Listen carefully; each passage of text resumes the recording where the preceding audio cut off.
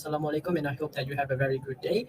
My name is Adam Ali bin Ruzman from Group 1, and we as a group are going to explain to you about article review for article number 1.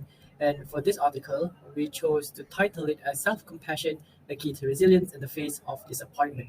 So the reason why we chose this article is because we thought that someone could relate to the essay because disappointment is a very common emotion that everyone experiences at some point in their life.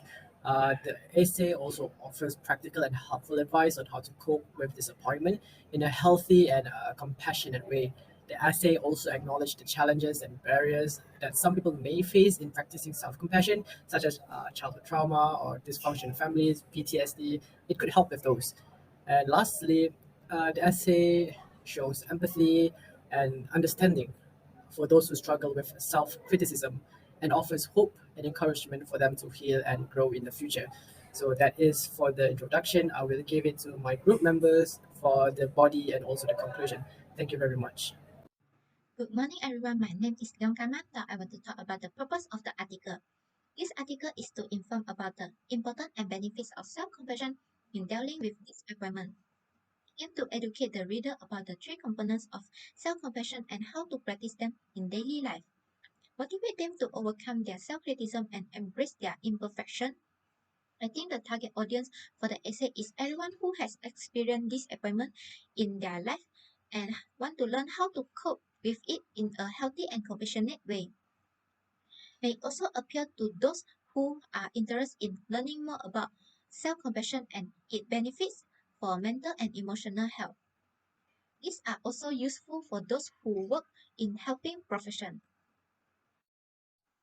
The thesis statement of the text is, however, self-compassion is crucial when dealing with disappointment, especially for those who will raise with critical parents or those who are self-critical.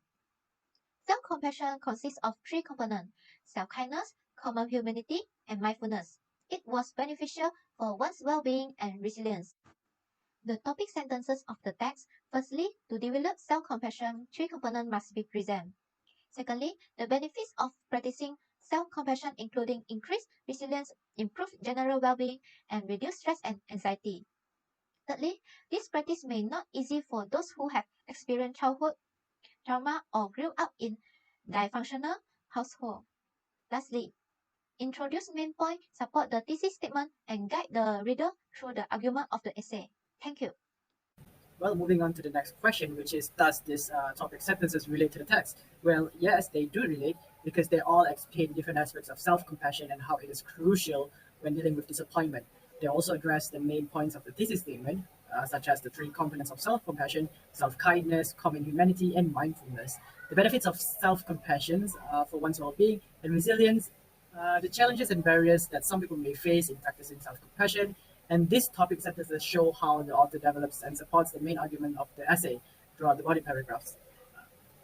Moving on after that, how does the author justify each topic sentences with evidence? Well, in the first paragraph, the author did propose some rhetorical questions, contrast, and main arguments. The second paragraph, he did some definition, citation, provide some examples, and also put some transition words.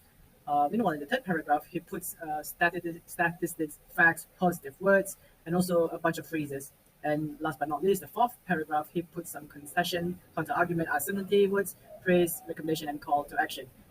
From our opinion, it is convincing because the arguments are good, and he or the author use of evidence, examples, and facts just strengthen the article's um, relevance. And are they opposing views and how they counter argued? Well, yeah, the author admits self-compassion may be hard or strange for some people, and he or she said that self-compassion is a strength and a bounce back and not a weakness. And the author also tells the reader to try self-compassion to stop their mean inner voice, as it is most likely their main enemy. Well, that is from me. Thank you. I can relate the test mean idea to my experience because I have also experienced disappointment in my life. For example, I feel disappointed because I failed the exam when I try hard. However, I found the self-compassion helped me cope with disappointment and motivated me to try again. I think the information in the test is very important to me as a student because I can be more forgiving and understanding of myself, more aware and accepting of my strengths and weakness, and more willing and eager to learn from my feedback and improve my skills.